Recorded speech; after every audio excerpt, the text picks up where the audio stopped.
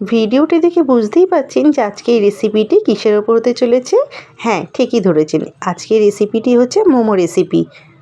আর এটা শুধু মোমো রেসিপি না, এটা একটি হেলদি একটি রেসিপি। শীতের সিজনে পালং শাক থাকতে থাকতে কিন্তু এই সুস্বাদু গ্রিন মোমোটা কিন্তু অনায়াসে বানিয়ে নিতে পারেন। দেখতে যেরকম সুন্দর, খেতে কিন্তু অসাধারণ। প্রথম একটি পাত্রে আমি জল নিয়ে নিয়েছি, যতক্ষণ গরম হবে ততক্ষণে পালং শাকগুলো ধুয়ে বেছে নেব।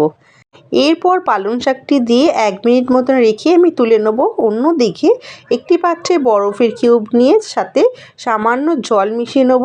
এদিকে আমি 1 মিনিট মতন কিন্তু পালং শাক রেখেছিলাম। এরপর সেই বরফ গোলা জলের মধ্যে পালং শাকটি দিয়ে দেবো। এতে করে কিন্তু গ্রিন ভাবটা কিন্তু আরও সতেজ থাকে। এরপর মিক্সিতে নিয়ে একটি মিহি পেস্ট করে নেব। হয়ে গেলে আরেকটি পাত্রে আমি 500 গ্রাম মতন এখানে আমি ময়দা নিয়েছি স্বাদ মতো নুন, চিনি আর নিয়েছি সামান্য 2 থেকে 3 টেবিল চামচ তেল নিয়ে ভালো করে ময়ান দেবো। খুব ভালো করে ময়ান দিয়ে নিতে হবে। যখন দেবো মুঠোর মধ্যে এরকম ডো পাকিয়ে আসে তখন ভাববেন যে খুব ভালো করে মাখিয়ে নেওয়া হয়ে গেছে, মানে ময়ানটা দেওয়া হয়েছে। এরপর দিয়ে দেবো পালং শাক যে পেস্ট করে রেখেছিলাম সেটি দিয়ে খুব ভালো করে মাখিয়ে নেবো। মিশিয়ে নেওয়া হয়ে গেলে অল্প অল্প জল দিয়ে একটি ডো মাখিয়ে নেব। মনে রাখবেন, এখানে যেরকম আমরা লুচি করার সময় ডোটা মাখি ঠিক সেরকমভাবেই হবে। মাখিয়ে নেওয়া হয়ে গেলে ঢাকনা চাপা দিয়ে রাখবো 10 থেকে 15 মিনিট। হয়ে গেলে লেচি কেটে রেডি করে নেব। এরপর লেচিগুলো থেকে একটি লেচি নিয়ে তাতে আটা মাখিয়ে ভালো করে বেলে নেব। তবে খেয়াল রাখবেন খুব বেশি পাতলা বা খুব বেশি যাতে মোটাও না হয়। অন্যদিকে আমি চিকেনের পুরটি রেডি করে নিয়েছি। আপনারা যদি চিকেনের পুর রেডি করা কীভাবে করতে হয় সেটা দেখতে চান, অবশ্যই আমাকে কমেন্ট করে জানাবেন। আমি নেক্সট ভিডিওর মাধ্যমে আপনাদের সাথে শেয়ার করব। আমি ঠিক মাঝ বরাবর চিকেনের পুরটি নিয়ে ভালো করে মোমোর অন্য একটি নতুন একটু শেপ দিয়ে নিয়েছি।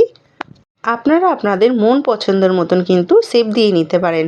এইভাবে আমি কুচি কুচি করে দিয়ে নিয়েছি। আর এইভাবে হাত দিয়ে চেপে চেপে কিন্তু মুখটা চেপে দিতে হবে। হয়ে গেলে 2 দিকের মুখের সাইডগুলো গোল করে ঘুরিয়ে আটকে নিলে কিন্তু নতুন একটি বাটি শেপ মোমো রেডি হয়ে যাবে। এরকম নতুনত্ব শেপ দিলে কিন্তু দেখতে যেরকম সুন্দর হয় খেতেও কিন্তু সুন্দর হয়। এখানে আমার একটি রেডি করা হয়ে গেছে। নেক্সট আমি আরেকটি রেডি করে নেব। আবারও আমি আটা দিয়ে ভালো করে বেলে নেব। লেচিটি বেলার সময় যদি কোনো রকমের গোল না হয়ে 19-20 একটু এদিক ওদিক বেঁকা হয় তাতে কোনো অসুবিধা নেই, তবে শেপটা কিন্তু আপনার নিজের মর্জির মতন আপনারা দিয়ে নিতে পারবেন। এখানে আমি আরেকটি রেডি করে নিচ্ছি আগের প্রথমটার মতনই, কিন্তু এখানে আমি মুখটা মুড়ব না। এটা একটু লম্বাটি রাখবো, তাহলে কিন্তু দেখতেও সুন্দর লাগবে। প্রথমে চাপ দিয়ে নেবো এরকম হাতের সাহায্যে। হয়ে গেলে ওপরের ধারগুলো প্রথমটার মতনই আমি একই প্রসেসে মুখগুলো মুড়ে নেব। এটি বানাতে কিন্তু একদমই ইজি, খুবই কম সময় লাগে আর একদমই কিন্তু কোনো রকমের ঝামেলা একদমই লাগে না। আমি এখানে যে কটা ডিজাইন পেয়েছি সেই কটাই করেছি। আপনারা আপনাদের মন পছন্দের ডিজাইন কিন্তু করে নিতে পারবেন। এখানে আমার রেডি করে রাখা হয়ে যাচ্ছে। আরেকটি আমি শেপ দিয়ে নিয়েছি আর গোল শেপ আমি আরেকটি দিয়ে নিয়েছি। টোটাল আমি 4 রকমের দিয়ে নিয়েছি।